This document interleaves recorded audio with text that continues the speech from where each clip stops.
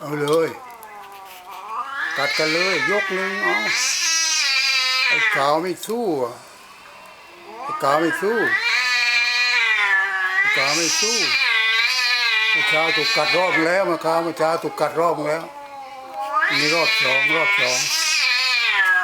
เอาถูกกัดรอบแล้วเมื่อเช้านี่มันจะมากัดไอ้ขาวอีกแล้วเอาละเอาสู้กันเอาเลยตัวผู้ตัวนั้นน่ะมันมาแล้วมากัดไอ้ขาวอีกแล้วเดี๋ยวถ่ายเอาอย่าให้มันได้กัดใช่ไหมนั่นอยู่นั่น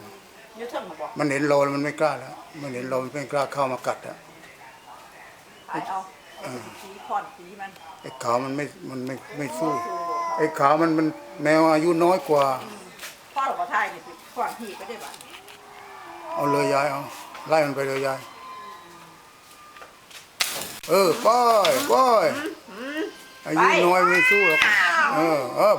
พอไปแล้วไปได้โคโมกที่มันดีไอ้ขาวมันนอนตรงนี้ทุกวัน